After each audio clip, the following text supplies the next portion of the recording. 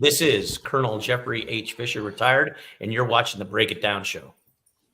Reporting for duty, sir. How are you? Good morning and good evening. Doing great. How are you doing? It's always fun. I'm good, man. It's I love to have. One of the things that folks in America miss on veterans is just how damned qualified people are. You know, if you're at a brigade headquarters doing a command and staff meeting, there's probably 2 PhDs in that room. For sure, in that brigade, there's a world-class athlete. There are masters. If you have a master's degree, oh, you're just making like the minimum, right? Like you're an adorable little baby. You know, it's like you can't brag about your resume because there's folks that are peer review published. I mean, it's amazing the qualifications that come into and we're talking to brigade for people who don't know, roughly 5,000 people. So you have a mid-sized company, but look at what happens in terms of credentials for the people who are, I don't know, anybody who's an officer and a lot of people who are augmenting, they are schooled, they're experienced, they're schooled in the thing that they're experienced in. It's really remarkable. It is. You're 100% correct, and it kind of I chuckle when you bring this up, right? Because in my last second to last command, I was a defense attaché in Kosovo, and my E9, who ran my shop and he was my OPSCO, great guy, but he had his PhD. he was more educated. Right. He was more educated than I was. He's like, right, like we should reverse roles. And it wasn't in Southern French literacy, it was in whatever it was, leadership, public policy, something, where that person is just an amazing person. I just had one of the former CX on, Tron Troxel, the senior enlisted person in the entire Department of Defense. And what a brilliant dude, and he's the standard classic military case. He's like, I was going nowhere fast. I needed to do something. And then 38 years later, he's the senior enlisted person in all of the Department of Defense. What an amazing story. Yeah, I agree. When you look around a room like that and you're trying to contribute, it can't be about ego, right? It's got to be about the boss's mission, or when you're the boss, you're hoping that everybody's pulling on the rope with you. This is also a bit of an uncommon thing where, you give the boss an option A, B, or C. He says B, internally, some of us go, oh. And then we all go plan B, and we all move forward with that mission. Is that unique to the military, or that unity of effort? Like once we decide, we can go forward and go forward fast. I do. I think you're right. I think it is actually unique to the military in a sense, right? The military is the only entity that I can think of, if you want to compare it to the business world, where you've got let's say an appreciation tour at the very beginning, which teaches you how to be in the military, right? And while we teach everyone how to salute and what customs and courtesies, what we're really teaching people is how to fail and how to want to succeed and how to get up and brush yourself off. That's what we keep teaching everyone. And that skill set is continually honed, whether you're air, land, or sea, space, it doesn't matter. You and I could probably give example after example where we see someone fail, but they get up and they're like, no, our team is still moving forward. So you're right. You sit around a table and you got your brigade commander and you offer him, 3 courses of action, and he comes back and he says, all right, like you said, we're going with B. And I was like, it's not the one I want. But hey, A, B, and C, we're all going to have the same end state. So maybe right. He didn't choose the highway that I wanted to go down, but we're all going to end up in Fort Lauderdale or Key West, and we're all going to succeed, and we're going to get there. So there's a desire, right? There's that inherent desire. And when you look in you and I are obviously no longer in the military because we both have facial hair below our nose, which means and on our chin, which means we've dabbled in the private sector, right? And to a degree. And the thing that is so frustrating to me about the private sector is there's very devious people, right? Mm-hmm. There's people out there that want to undermine the mission. That they're not dedicated to it, that they're paycheck right. focused. There's myriad reasons that they come around and they're not in there. They're scoping for another job, they're scoping for their boss's job, or and it's all of that detracts from accomplishing the mission. Yeah, and I took these two previous questions to set up a place. I've been fascinated by this, and I'm hoping that we can figure out some kind of answer for this. We we like to focus on diversity, but diversity is it's not a perfect antonym for unity, but they are antonyms, right? They don't go the same way. And so the military has this thing where, and I kind of surveyed what a brigade might have, and a lot of educated people. There's going to be a world-class athlete, all these kind of things. Certainly people from as many ethnicities as the America has, like all kinds of people. But we do have that unity of effort, right? You have that leader that coalesces that and says, follow me, and then they go and you follow that. I don't know that you can't just balance the scale on unity, and you can't just stand on diversity and say, this is how you go forward. Because if you're a leader and you're like, I only want diversity, everybody's picking option F. F sub 2 with the appendix B is my option. And that doesn't work, right? So what are your thoughts on balancing the importance of diversity, but also with the unity of effort and a unit that can go and do something? Yeah, so diversity is a dangerous word, especially when you're on a live podcast. You're trying to sell things, right? Because you don't want to upset anybody. And yeah, right, of course. Yeah, and here's where I stand on diversity, right? I believe that the military's efforts with racial diversity and with gender diversity back in the 60s, 70s, 80s, 90s were good things. And I say that because when you look at the population, you have a large percentage of African Americans, a large percentage of Asians, a large percentage of Hispanics. You need these people in your fighting force, right? And half of the U.S. is women, right? Just by the law of men and women. So I had an ambassador, I love him to death. As a matter of fact, I'm going to see him in a couple of days. Ambassador Greg Deloise is my ambassador in Kosovo. And one of my most favorite phrases that he would always say is, it's really hard to win the game when you leave half your team on the bench, right? Yeah. So I was a big fan of those diversity efforts, right? Because where you may not be picking the best candidate for a job because of the diversity. Excuse me, that's my dog. But you're gaining, right, a different variable that's really hard to capture, right? It's not quantifiable. So I was good in that.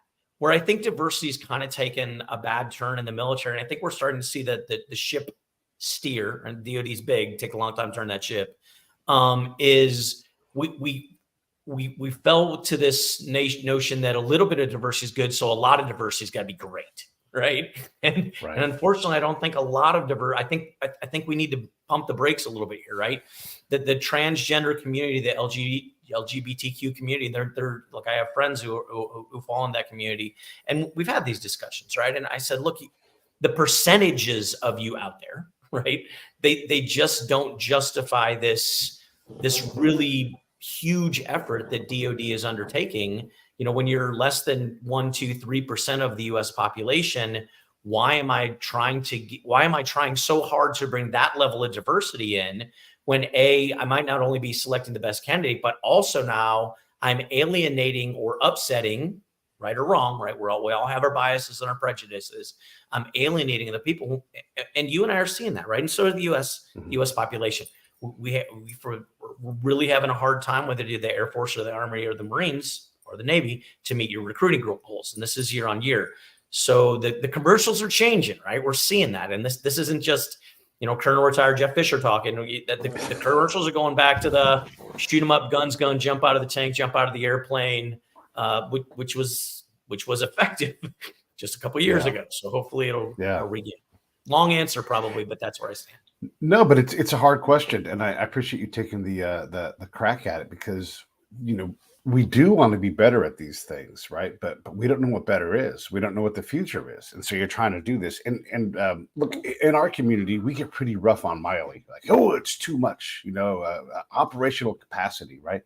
But he also, this is important, he is the boss, or he was the boss during his time. Like at some point, he won't be that guy anymore, and so he gets to twist that knob as hard as he wants and say, "This is the mark I'm going to make," and when I'm done, there will always be a little bit, at least, of that. Even if the next guy comes and twists the knob back the other direction, which is that person's right to do. The boss is the boss, and they pick it, and we can complain about it a little bit, but then we got to get to work on figuring out how to make our military better under this command structure. Yeah, 100%, right? Yeah. And now we got a new guy, right? You got General C.Q. Brown, who was actually a commander at the Air Force's Top Gun. We call it Fighter Weapons School, right? The Navy School's Top Gun, the Air Force's Fighter Weapons School. So he was an F-16 guy, commander there. I went through in a different program. I went through an EC-130H Compass Call and graduated there. And so I've had my engagements with CQ. He's a brilliant dude. And I think we're in good hands, right? I realize sometimes ground guys or sea guys, they often get scared when they see a blue suitor jump into the chairman job and, think that the air domain is the most important domain in the world. But I think we'll be all right. I'm glad you brought that up, because it's funny, wherever we're comfortable, no matter how dangerous and complex it is, we're like, yeah, that's where I want to be. I mean, to the point where when I transitioned away from war and everything, and I know a lot of my fellow ground dudes have said this, like, I'd rather be in combat, and I mean getting shot at, than in this situation in life, because life is so different once you get out. And you're right, we all have to look around and go, can this Air Force person, when the first Space Force person steps up at that scale or anywhere near that, we're going to look and go, but the reality is CQ has gone against his peers and risen above, he's been in the front of the pack the entire career, right? And I don't have to know CQ to know that. That's the process. You have to be an alpha amongst alphas at being a lieutenant, at being a captain, at being a current, whatever. So you don't get there without being brilliant, without being well-educated, without having incredible people around you that you're learning from all the time.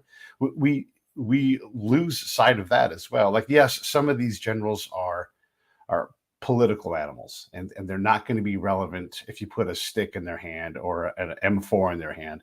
But that doesn't mean that they're not good at their job. Yeah, true, right? And I get frustrated when I'm in face group or social media chats or on an X and Twitter Spaces and or X Spaces now or whatever we're calling it. And that you hear the off the cuff comment. Well, the only reason he's the chairman now is because he's a black general, and I get frustrated, right? Because this goes back to your diversity thing. And I said, well, look, there's some generals that made general because they were not white and because they were not males. He ain't one of them, right? Yeah. So he, as you say, right? He did it all by the book, right? He led and was really, and he's an effective leader, and it's why he's there. Yeah. We just the other day we had on a grandson of the first two black generals, the Generals Davis, I call them, and they were incredible. The younger Davis, the younger, was he went through West Point. And West Point ignored him, acted as if he didn't exist. They put him in. Didn't say a word. Didn't speak. Yeah, 4 years at all. It's amazing, right? And then what does he do? He goes out and leads the Tuskegee Airmen and goes on to have this significant career, on the public side. Once he gets out, it's amazing, right? And so we're so far past that, and it's incredible that we have that. And I don't want to get too far down the road on this, because I laid this groundwork because I want to get into the mission capability that we all see with the American military, right? So we have this proxy conflict in Ukraine. We have this, what hopefully stays proxy in the Israeli-Hamas war, but we're also tied in Africa, with our special force type units and everything. So when you look at our capacity, we always wonder, if you recall, like when the commander, right at COVID, at the dawn of COVID, is like, hey, I got to go public because you guys are not paying attention to my problem here. And this is a guy who's capable and knows how to run an entire group of ships, not just a ship. So, but we complained like, you're going to impact our capacity to defend. So when we look at that, have we gotten worse, or are we just complaining because, these things are hard and they're ugly and we have to go do them, but here we are doing it? I think it's a little bit of both. I think there's some places where we're losing capability, we're bleeding, if you will. But then there's other places where I look and I'm like, okay, I feel really comfortable with that. Like you look at the new capabilities of the F-35. Hey, that's a pretty pretty kick rear end fighter, right? The B-21 Raider, and you look at that, and I'm like, okay, yep, that's good. It's far cheaper than the $2 billion that we spent on every B2. So we're reining in costs a little bit in the big defense industries. And right now we've got a war that, like as you said, that's going on in Ukraine, and our defense industries are able to grow capacity, grow capability, learn new technology, leverage processes for building. And, you know, in Ukraine, at least they say they're going to pay it back. Right. But, you know, I mean, we can get into the discussion if you want on whose side the United States should be on. I make no bones about it. I'm a huge Ukraine supporter. And there's reasons for that. And we can get into it. You know, I sometimes get frustrated again when people don't realize that, like, if we're building weapons and we're sending them over there, the people that are building them, right, and the people who are making the components and the companies, all those are U.S. So the vast majority of this money goes into American pockets, right? We're not building the weapon in South Korea and then sending it on.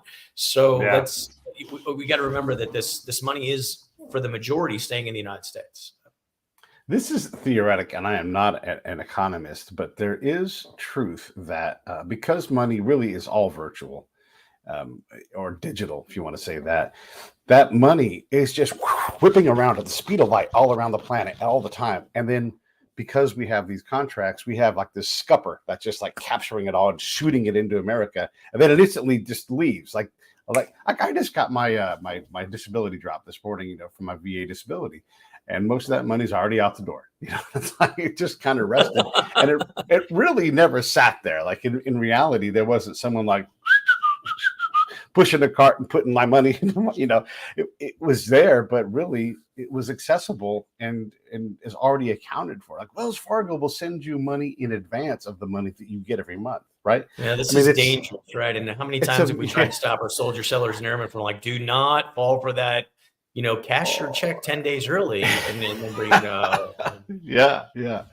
But you bring up a good point in that money, we see all that money going out, and it is taxpayer money, but a lot of it is coming right back, which is, you know, you have to find ways to divert and pool this money, even if it's just for a microsecond to get it to go on. So you make a great point there. And when we look at the Ukraine fight, I have to also say this. There's a lot of people in DC and a lot of policymakers that have PhDs in this is how the fight in Russia is going to go. And so that's their baby, and it's precious.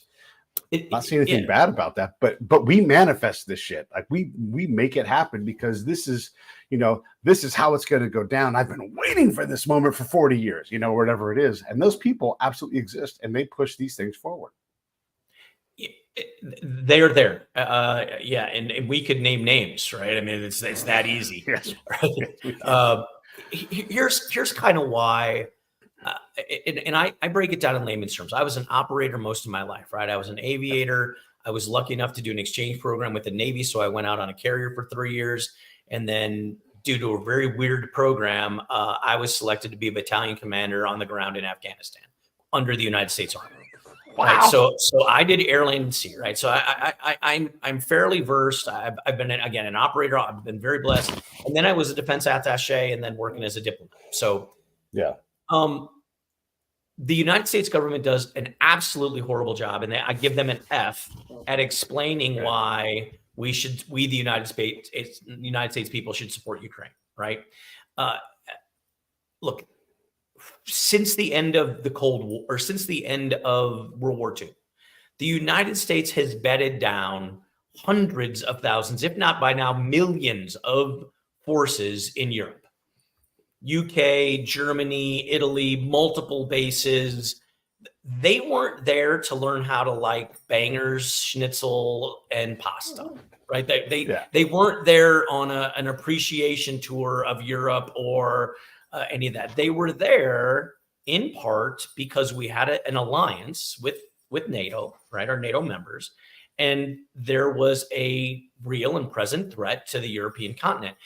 in the 90s, we said that there was a word called glasnost. If you're old enough, you remember what that word is, right? And that Russia was no longer our friend, and we slowly started drawing these forces down, but we never really pulled them all out, right? We never stopped. That's true. So this notion that Russia is not our enemy is completely fabricated. They've been our adversary for 70, 80 years, and we've kind of kept them in check. Where the United States government also gets an F is, look, Russia has not been the best neighbor to a couple nations in the area, right? It helped carve away a part of Azerbaijan called Nagorno-Karabakh. They carved away part of Moldova called Transnistria. They carved away two parts of Georgia called South Ossetia and Abkhazia. And the international reaction, so I don't blame just the United States here, but the international reaction to all of those was, don't go any farther. Like we didn't do anything. Right. We didn't have alliances with those nations. But we know that the encroachment and growth of Russia and Vladimir Putin was something that he wanted to do. Okay. Then he goes into Ukraine, and now we say enough is enough.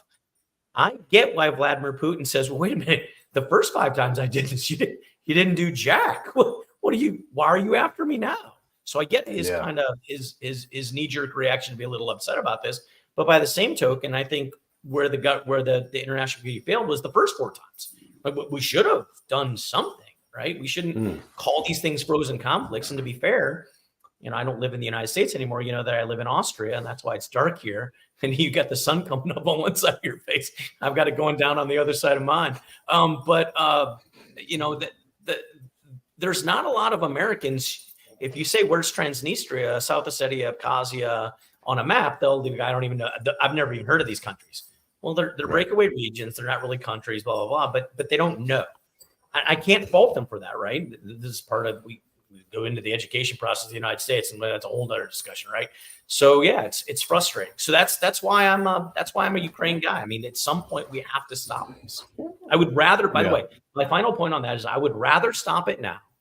And I know that. Look, I'm a warfighter, right? So please don't. This may be a little politically incorrect, but it is not U.S. blood that is spilling right now.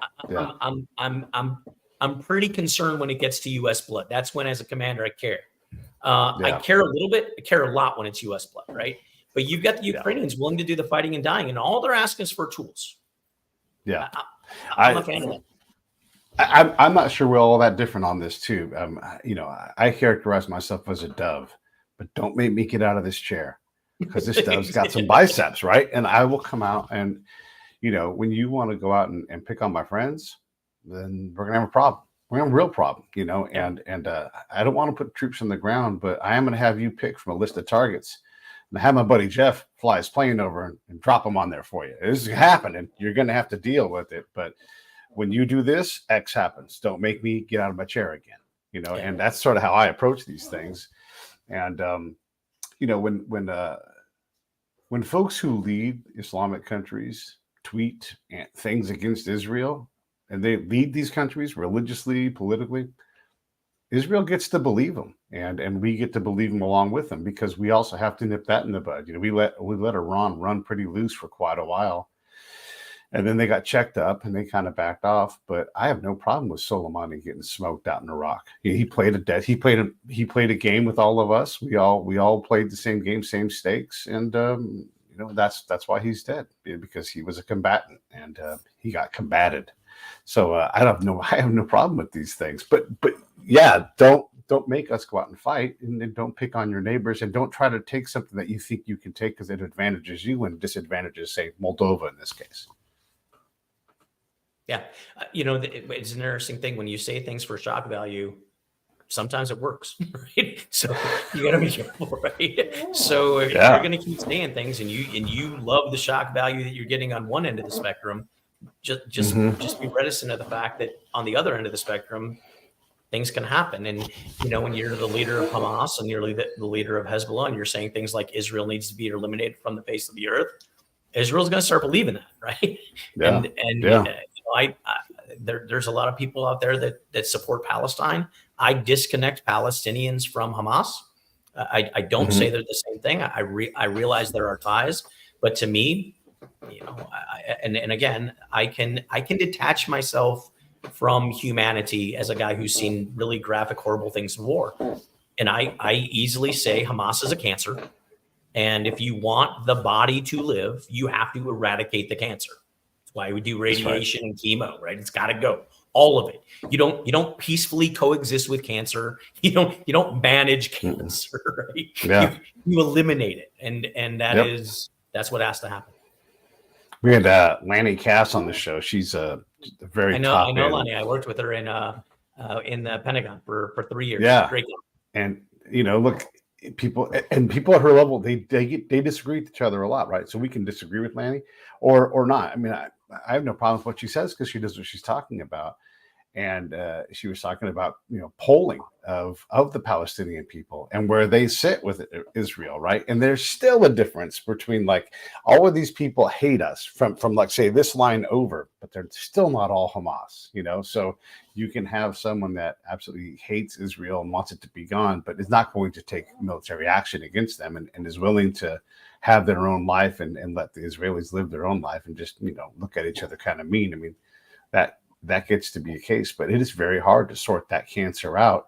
And for sure, at the fringes, some people are going to get killed that probably didn't deserve it, and Israel is going to go, and I keep saying this because people don't understand it, but Israel will go wherever Hamas is or wherever they think they know where somewhere Hamas is, and they are going to kill those people. They are going to hunt. Like right now, it's the IDF leading the charge. Wait till the Mossad goes out and starts going into Qatar and Azerbaijan or wherever they think there is someone who's got a tie to Hamas, and they're going to smoke them. Yeah, the leader, one of the original leaders of Hamas, as you kind of alluded to, lives in Qatar. The guy's a billionaire. Yeah. I tell you what, if I was a Palestinian living in Gaza, and I knew that the guy who had started the organization that's supposed to serve and protect me is living in a penthouse suite with billions of dollars, and I can't get food or water or medical care for my young daughter. We're going to have words, right? And I just don't understand why the Palestinians have not, I don't know. Yeah. Not my world. Yeah. Well, and that guy sitting in Qatar, he's going to get a phone. Look, everyone in the world's going to be looking for him. And as soon as you pop your head up electronically or anything, you're going to get geolocated and they're going to find him, and it's going to cause a ruckus. What are your thoughts in general on where we're at with Ukraine and Russia? It seems like we've got an opportunity to maybe close the door on this conflict, and you hope it stays shut. These things tend to stew on way too long. But what are your thoughts? And you think that there's an opportunity to close the door in Ukraine? It's a winner. I don't see that. So you're not on that. Okay. I would like to see that, right? Yeah. But you don't see there. Okay. Yeah. No. I know that their foreign minister Lavrov just spoke at the OSCE yesterday. You had somewhere in the neighborhood of half of the other foreign ministers in a 57 nation organization get up and walk out when he spoke up. Right. So that to me doesn't seem like there's too many people that are gravitating towards listening to some kind of peace agreement. Vladimir Putin is clearly stated numerous times over the past few weeks that he's ready to have a negotiation, but and that's fine. He can say that, but you've got to understand the dynamics on the other side, right?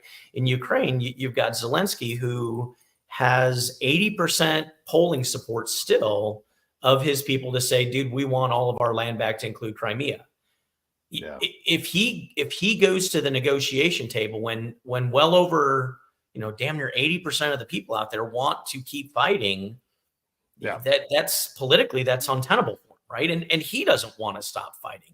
They want their land back. If Vladimir Putin truly wants to have a truce, it's going to have to include a discussion of giving back some of the land that they took, because again, you go back to the 1990-ish Budapest Memorandum, where the president of Russia signed it and said, forever and a day, we will recognize Ukraine's existing borders of the 90s as long as they give up their nuclear weapons. And they did. They surrendered. And not only they give them up, they gave them all to Russia, right? So Russia got all the nuclear weapons. It's the future is a funny place, right? Because I guarantee that when that memorandum was signed between, and there were four parties, right? It was President Bill Clinton, the Prime Minister of the UK, it was the leader of Ukraine, and then the leader of Russia. I guarantee the leader of Ukraine was sitting there thinking, man, I'm so grateful that the United States and the UK are not going to invade us, because that's, Russia's my brother. They will never invade us, right? Back in the 90s. And now future's a strange bedfellow, man. Yes, right. So now it's completely turned. So yeah, I don't see an opportunity for the end. I think we're going to go into a long winter. I think that F-16s, I don't know how much research you've done, but I've written a lot of articles on F-16s. They've been published in the BBC, Kyiv Post, The Hill. Yep. So I'm a big advocate. F-16s should have been there long ago. This was not a resource constrained. This was not funding constrained. This was politically constrained. The Biden administration, for whatever reason, Jake Sullivan was very apprehensive to send F-16s. We're finally there. So that's great. And they should be rolling in sometime in the spring. I think that's going to be I won't say it's the Wunderwaffen. It's not the wonder weapon that's going to save Ukraine, but it's going to make a significant impact. Yeah. Some of that hesitation from the people that I know, the things that I know, and again, this can be argued also, but was the amount of corruption that Ukraine was demanding that to go with those airplanes. And there's a lot of money that comes with those things, right? Service packages and everything else, but they wanted cream on top of the cream. And we just weren't going to do it. And let's also be honest about this too. We don't want Ukraine too powerful. We want that. We're okay with the stalemate. And whether Ukraine wants it or not, it's going to be the U.S. and Russia sitting at that table at a minimum. And Ukraine is going to have to figure out who they're partnering with. And that means either way, they're going to lose some land somewhere. I think we all can agree on that. So I don't know. So this is where when I'm like, we're running out of political capital here. We have elections coming up, and a lot of people are going to run on no more of this multi-$100 billion packages going to Ukraine. So I just see that there being a waning support. And now we have this other conflict in the Mideast, and it's like we got a new girlfriend who's got bigger boobs, and we're like, wow, we really like Israel. So I don't know. Maybe I'm wrong on this. I'm glad to be wrong, but we are an interesting partner. I'm being nice right now because we will turn our back on you in a second. Ask the Kurds, ask the Afghans. We will be like, what? No, we left. It's like poof. So I don't know, man. I don't know what's going to happen. I think what you're saying is completely plausible. And like you said, the future's weird because the next thing smash cut to, our greatest allies, China, and that doesn't seem possible today. Yeah. It's not just the United States though, right? You make a good point here, right? You've got European leaders, and you've got this ultra-right movement that is gaining ground. Orban in Hungary has scared a lot of people for a couple of years, but holy cow, we just had an election in the Netherlands, and you got a guy who ran and won on a very conservative platform that does not support Ukraine, and it's actually Dutch F-16s that are supposed to be going to Ukraine. So I guess if you're Ukraine, the good news is that he's having a really hard time struggling to form a government. European governments are very different than U.S. governments, right? You've got to form coalitions, and you have to get over 50%, and it's really kooky nutty, right? And there's multiple parties, and it's you've got to have a whole graduate level degree to understand politics in Europe. So, and each one's a little different. But my point is there's this growing, and it's not just about Ukraine, right? It's about a lot of the things that the liberal parties of Europe, right? Where, look, we're just going to tax the bejesus out of you, but we're going to give you everything. You're going to have, unlimited health care. You're going to have wonderful roads. You're going to have, great retirements. You're going to have all these wonderful things, and we're going to have tons of immigration. We're just going to keep bringing people because we care, right? It's the touchy-feely heart thing. We're going to let all these Syrians in and all these Afghans, and Europe's having some serious problems right now, right? For Austria, where I'm at, because they also have a far right movement that's growing. They had the high water mark, if you will, or the turning point was there was a Syrian refugee in Salzburg, and he raped a little Salzburger boy in a public bathroom at a pool. And when he was arrested and taken in, and he was read his charges, it's like, what did I do wrong? Like this is what we do in Syria. Like I'm allowed to touch little boys, right? No. And the culture class was just so significant. People realized none of these refugees we brought in want to assimilate to the European constructs. They just want the money that we give them, and they want, and some of it gets sent back to places that the Europeans don't want the money being sent to, right? Or people and entities that they don't want the money sent to. So you've got enough's enough. Healthcare's falling apart over here. It's really ugly.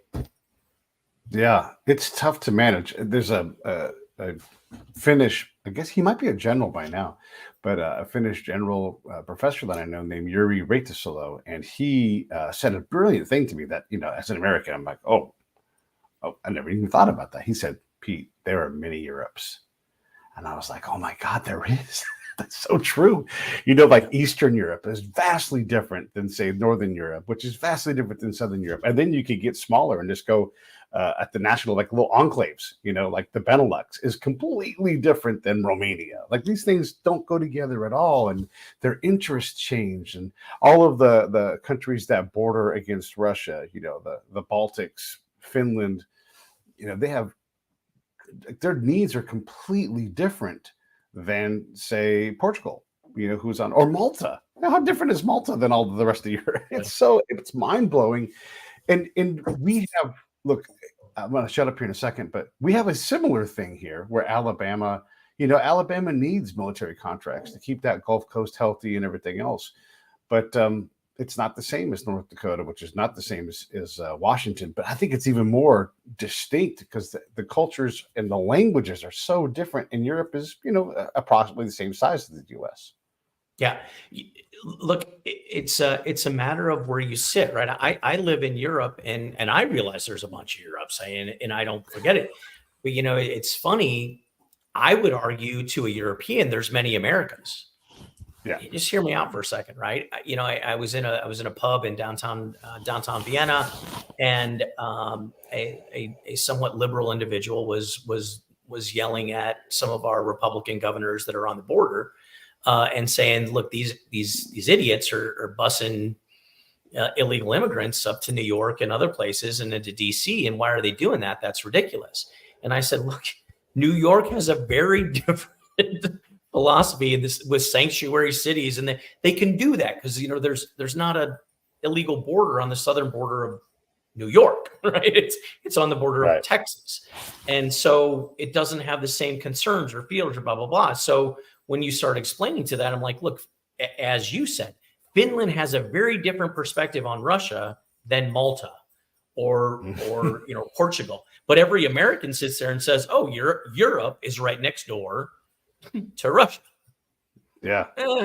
Yeah.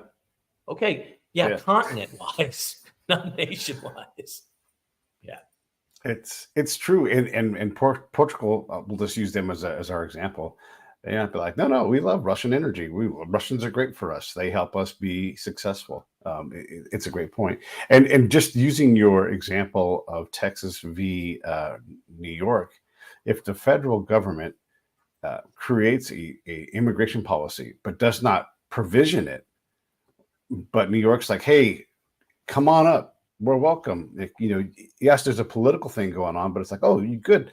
This is Del Rio, Texas. We're not provisioned for this. We don't, we are things we can't even get to with our own budget money because we've got this national crisis that's here. Yeah. So, I talked to the judge that runs their emergency response down there, and he's like, yeah, I send people to San Antonio because San Antonio is way bigger than I am, and I have to get them out of here. I don't have anywhere to put them. So I know that, their government doesn't like it. This is within Texas.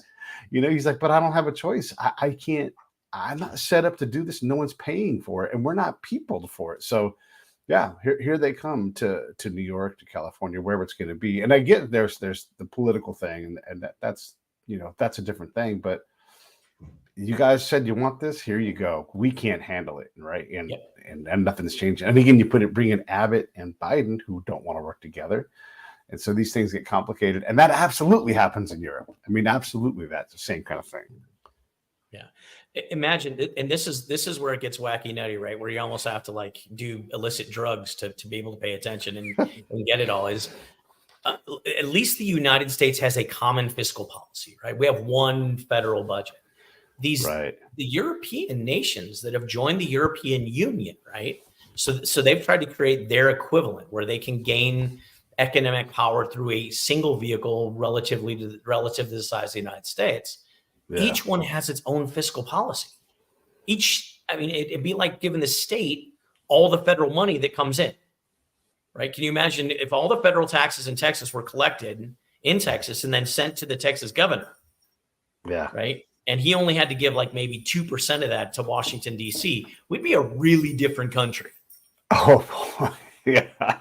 You talk about not getting along. Yeah. It's crazy. So let's transition away from that. We've covered a lot of ground, and I appreciate you kind of surveying these things with me because they're topical, they're current events, and we need folks like us to have these conversations because we've been in rooms where very smart people disagree dramatically on which way to go, and you see that and you start to learn like, man, there's more than one way to skin this cat. They probably equally don't work and work. Well, let's just pick this option and we can get pretty comfortable with that. And I appreciate you going through that exercise with me.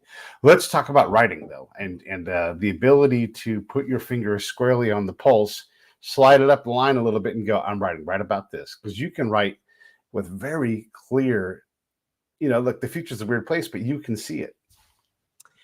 Yeah. So I've been given a gift. You talked earlier about having a bunch of degrees in the room. Well, the Air Force paid to send me to get 3 master's degrees, right? So I didn't get the PhD. I got the trifecta and masters. And I wrote a lot, right? I wrote position papers for ambassadors and generals. And I as I moved away from the military, I kind of leveraged that knowledge. And I realized I wanted to write books. And it's a really funny kind of real quick story, right? My wife and I of many years decided that when we retired, we're going to go travel the world. It's like everybody. And the first month into our retirement, she says, "You're not gonna," and we never had kids, wanted to, just didn't work out. And she's like, "You're not gonna believe this, I'm pregnant." So at 52, I was going to be a first time dad, and I thought, there's going to come a time where my kid's going to be a teen, and he's not going to want to listen to me, just like I didn't want to listen to my dad. And after that, I might not be around. So I want to give him something as a gift to say, hey, I want to read about who my dad was. It was kind of how it started. So I started realizing I wanted to write fiction thrillers and I wanted to talk about my career.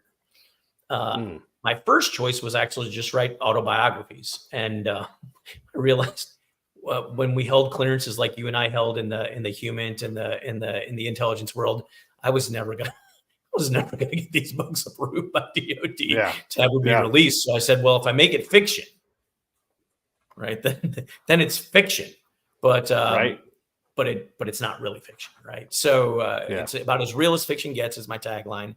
And I started. I had a protagonist. His name was Dr. Kurt Nover. He's a former SEAL.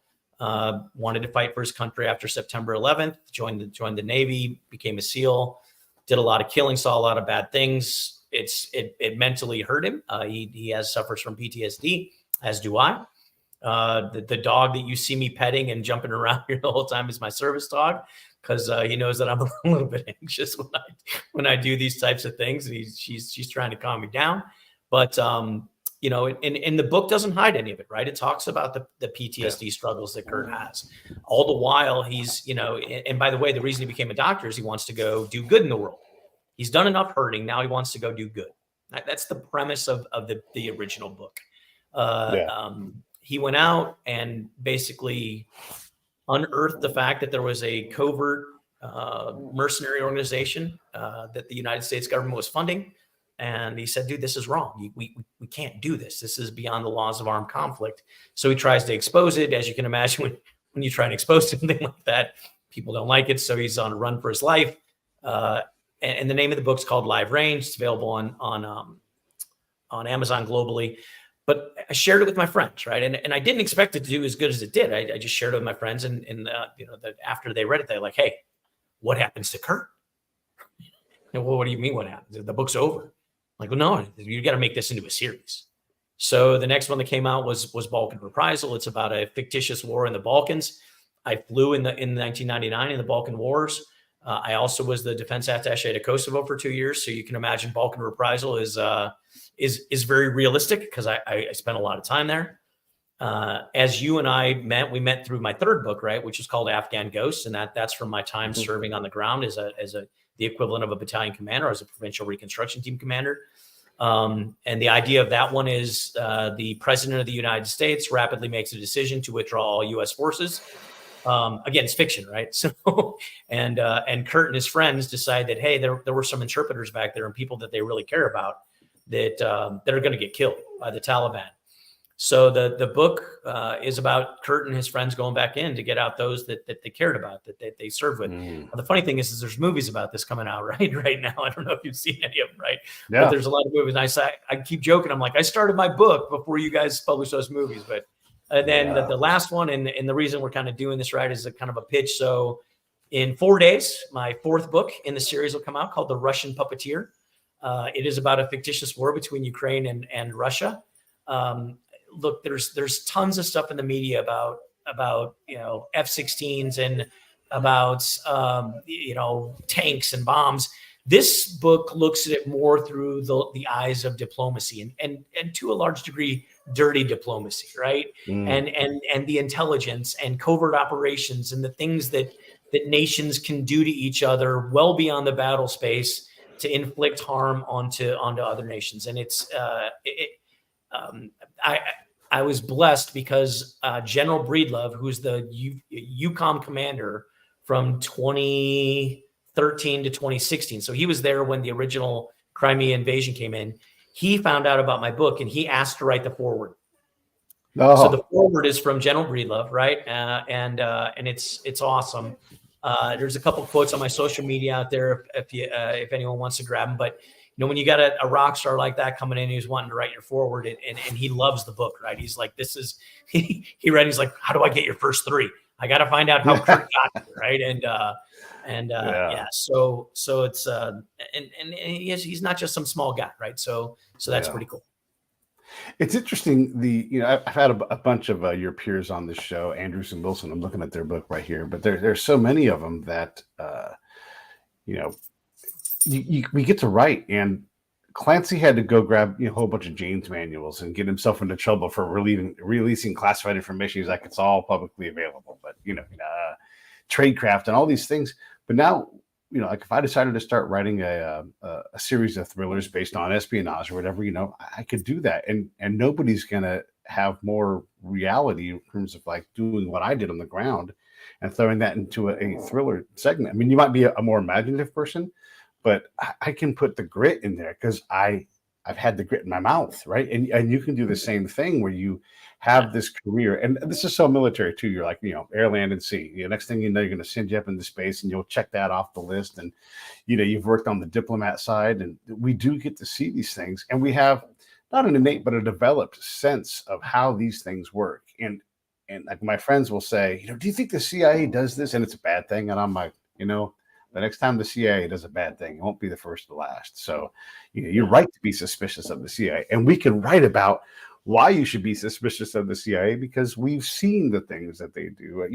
Look, I'm hard on PRTs because you guys had an impossible job and not everybody did all that great at it. And here we look at Afghanistan, it's like, oh man, because we've done these things. And so we can write about it better than someone in reality. And I love that you guys are all out there creating all this body of work. So one, thanks for doing that. And I'm so happy that you're having success with it too, because it's hard. It's easy to write a book and have no one read it, but to get someone to pick it up, and say, "Let me write the foreword," man, that says something. Yeah, I'm critical of PRTs as well, and I was a PRT commander, right? But But I'm gonna tell you my quick PRT story, right? So please. So I was the PRT commander of a place called Bob Logman. It was in a region called Kalad in the city of Zabul, down next to Kandahar, right?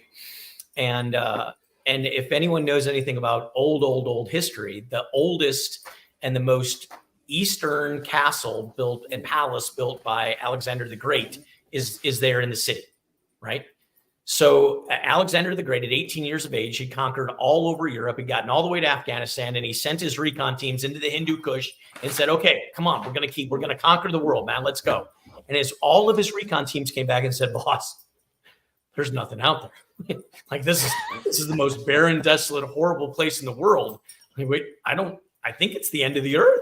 And Alexander the Great, at 18 years of age, said in the palace that I looked at, watch the sunset behind it every night, said, this isn't worth conquering. There's nothing more here. I've conquered the world. And he turned around and went home. And at 18 years of age, a North Macedonian / Greek / Albanian, whatever you want to call him, right? Because they all fight over him because of his greatness. He could make the right decision. But empires like the British Empire or the Russian Empire or the U.S. Empire, with supposedly the brilliance of PhDs and experts, said, I think we can do it. Right? It was the most infuriating thing every night to watch. Like, the 18-year-old kid got it right, and we couldn't. Right? So, yeah. Small world, by the way. I'm going to say something, but 3,000 miles from North Macedonia, he's out there and that's the edge of the world. That's pretty damn good for an 18-year-old. I don't know about, when my kid was 18, she couldn't turn. I'm like, will you please turn in your final assignment so you can go to, graduate high school? And she's like, all right, I'll do it, Yeah. But, I worked in Zabul. I've been on Fob Logman. I've been on Fob Smart and been out in those villages and towns. And it is a very complex place. And when I'm critical of the PRTs, that's all I understand. As the spy sitting in the room, Mullah Omar was sitting 2 miles from any of these camps at any point in time. I never found that out, So, but every guy in a black robe in the little village, every one of them knew. But they were never going to tell you. Yeah. Right. So you absolutely. Right. Yeah. You drive your Humvee by, your up armored Humvee, and they all look at you. And you're just like, man, if I could just climb in your brain for like 5 minutes, I could end all this. Yeah, totally. Yeah. And so as good at networking and collecting as I am, here's the prize of the entire thing, and I no idea. I also don't focus on that part of it. That will happen if it's going to happen, but it's not even a needle in a haystack. It's too precious, and they don't just give that up. But it's funny. So whenever I'm critical, I always remember that like, hey, I didn't win either. We all had our challenges with that. So I don't want to get too distracted, but I wanted to let you know that, hey, I worked in Zabul also, and a very tough awesome. By the way, Barbara is chiming in, and she's excited to discover your books. PRTs are provincial reconstruction teams, and they would focus on really like the non-lethal aspects. And I'm being very general here, but they would work on like helping with the governance and that kind of stuff. Governance, security, and reconstruction. What years were you there? 2007 to 8. Okay. It's interesting. One of the things that I learned along the way was because my job is to help the commanders win and lose less. And so when I got there, I realized that Route Chicken, this is for everybody who's watching, it's just a road to a further place from the middle of nowhere. So it's further out in the middle of nowhere. But we continued to open that up, and we'd take pictures and capture it and put it on the wall. And so I had learned in Iraq, like, if you look 3 or 4 or 5 units back, you can start to go, hey, we've already opened Route Chicken. Let's do it again. But I don't know. Can we try something else? And we hate that. Jeff, I got to tell you, like, I have to go to major and above to say this, and I had to say it very carefully. Like, I'm glad to work on this with you. Here are the last 3 slide decks from the last 3 units who opened Route Chicken. I'm using Route Chicken as an example. And boy, the boss wants to know that, but it has to be delivered in a way where the boss can go, you know what? You're right. He's always a Texan when I do my thing. You're right. We don't want to do a pile of shit. We need to do one thing right. And it's invaluable. And it's like the gauze comes off the eyes, and you're like, oh my God, I can see. We should really try to do this right and really do less. And if we can get Route Chicken open and pass that along to the next PRT and the command unit that's there, maybe, just maybe, that one thing will hold. But we never did. Yeah. And look, I fell victim of this too, as kind of a leader, right? I would send my teams out to meet with the locals on a regular basis. And on occasion, I would meet with my counterparts, the governor at my level.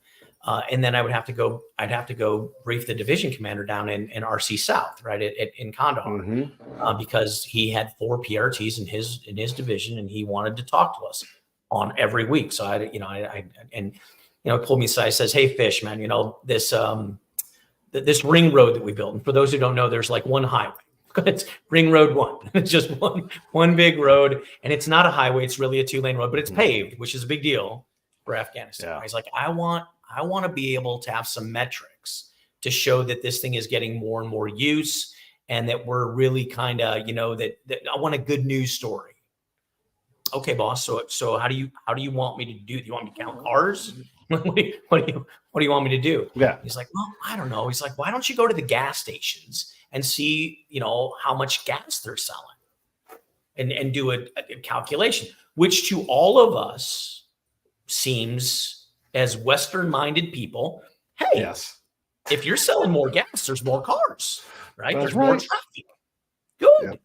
So here's where that fallacy breaks down in places where you have such culture clash and you don't understand the culture you're in, where this falls apart. So I go into the first gas station. I meet Ahmed, the owner. I say, Ahmed, how many gallons of gas did you sell last week? Right? I sold, 500 gallons. Oh, great. That's great. Right. Good.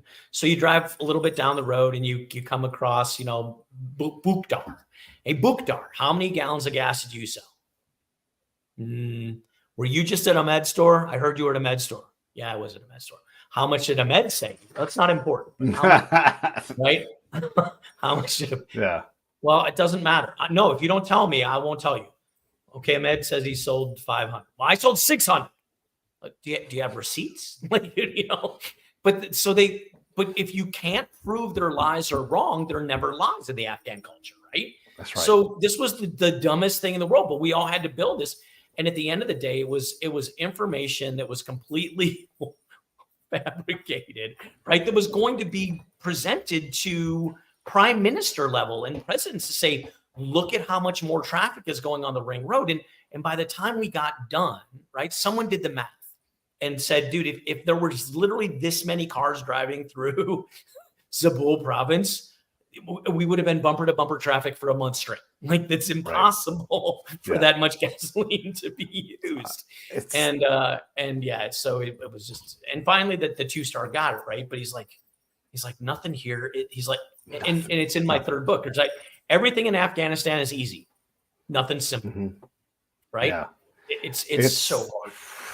It's so hard. So a couple things that are along those lines. When I was there, I moved around because that's my job, and I was in Shajoy, which for everybody, it's to the east. It's the main city in this province, in this state. And we were working with the Romanians who owned that battle space right there. And we would go into town, and the Afghans, because I'm good at building trust, right? I'm good at something. And they're like, hey, you want a problem to solve? Get those Russians to stop killing us with their vehicles. And I'm like, do tell. And they're like, well, the Russians drive around and they drive over people, and they're they are entirely too rough. And this is not one data point. This is like independent data points. And I'm not collecting this. This is falling in my lap. And I go, all right, let me look into this. And so they met the Romanians, but the Romanians look and act like Russians to them. And so and drove BTR-80s.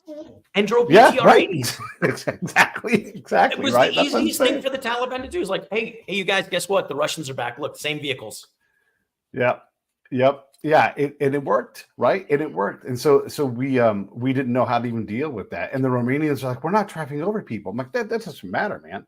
And I'm always big on affect over effect. So like, you're an Air Force guy, like, the battle damage assessment. Like, yeah, well, did you go there? Did you ask anybody? Because I guarantee you what you think happened, that ain't what happened. And even if that is not real. So this will drive you crazy. When I was in Tuatha in Iraq, the locals there would say, who blew up this nuclear power plant? It was the Iranians. And you're like, no, it was the Israelis. And they're like, nope, it was the Iranians. And it didn't matter what you said. It's a big lesson for me. I was like, that's true here, and I don't know why, and I don't know what, but it informed me to go, oh, wow, when they say something, I have to figure out if it's true to them. And if it is, and if it's like a multiple community kind of thing, like, that's real here. It doesn't matter what we think is real. Yep. And the more you could do that, the more you could give that to the boss. It's like, I know you're going to reject this. However, this is real here, Afghanistan was, and there's just so many.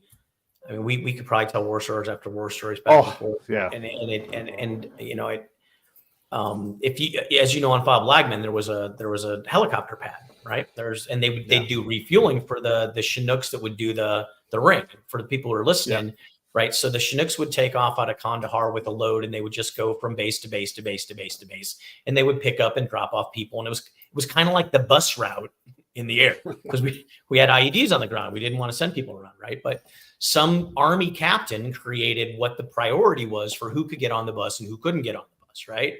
And it was obviously active duty soldiers going on mission were number one. Active duty soldiers going on leave was number two.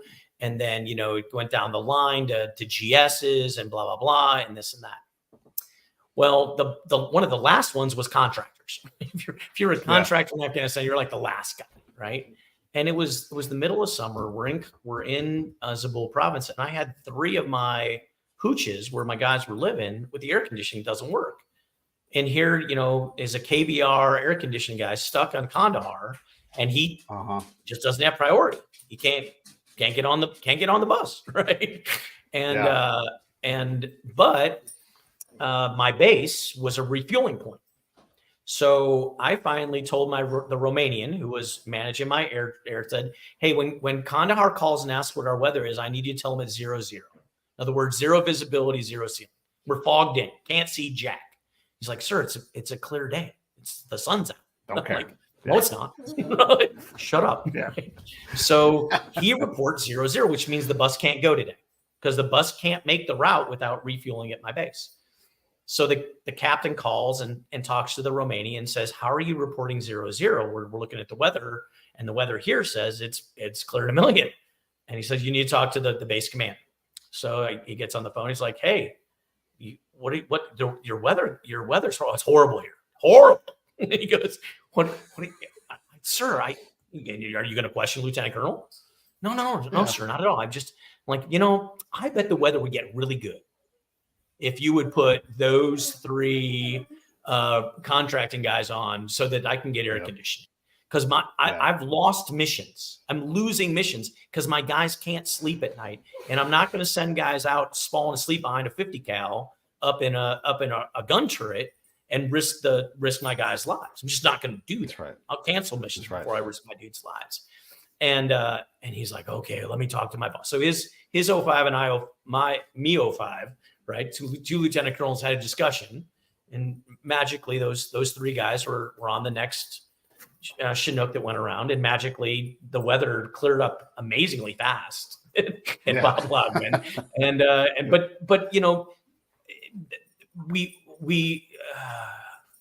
I millions of stories like this, right? You give someone an ounce of power and let them create some kind of priority list that really takes. It does nothing to take into effect combat capability and operational capability. It's hey, I made a list. Look at the power that I have. Bob, it drives me crazy. And I got to say, and then we'll wrap this thing up, but I got to say too, it's hot in Zabul. So if your guys are trying to sleep in a metal box, which is probably what they lived in, you can't.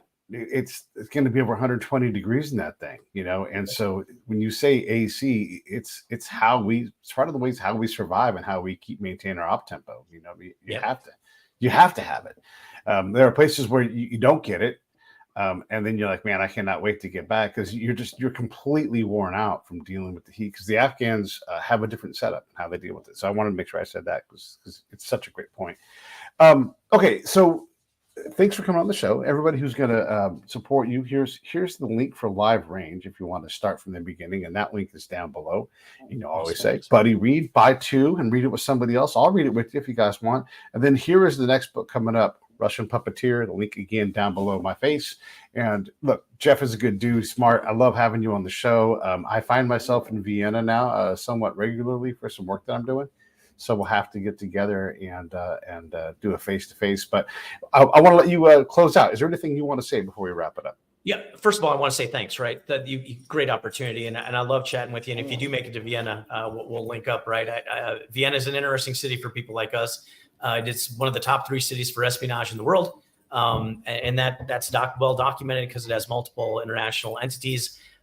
You talked about realism in books and people who've been there, done that. I had two, not U.S., other nations that were friends of mine, other defense attaches who fell for honey traps here, right? So when I write my books, write stories about honey traps, I'm writing not from first person, but from second person, right? So I know how it devastates a family. I know how it's set up. I realize that. And I'll leave you with this, right? So I'll leave a little bit of teaser with Russian puppeteers. So when Russia invaded Ukraine in 2014, I was the senior military advisor to the chairman at the OSCE.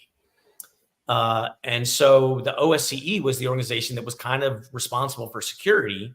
So it was my ambassador at the OSCE. It was the Ukrainian Ambassador Jeff Pyatt, and then EUCOM commander, General Breedlove, and then the White House, right? And obviously that. So every other day I was on White House VTCs listening to how senior leaders, both military elected and politically appointed leaders, were trying to figure out what the United States was going to do.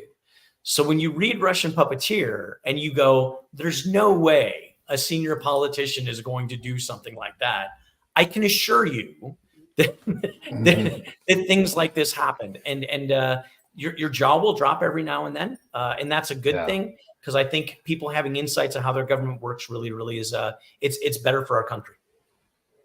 Yeah, I love it, man. I appreciate you coming on. I'm gonna run the credits here, and I'll just hang on and I'll say goodbye to you. Sure. Hey, thanks for watching the show. I really appreciate it. Right here, you can subscribe. Please do that. It makes the show grow. Hit that notification bell so you know which incredible guest is coming up next. Down below is the PayPal link. You can put a small subscription in. That is an enormous help. All that money goes right back into the show. And then right up over here are the next episodes you should listen to, curated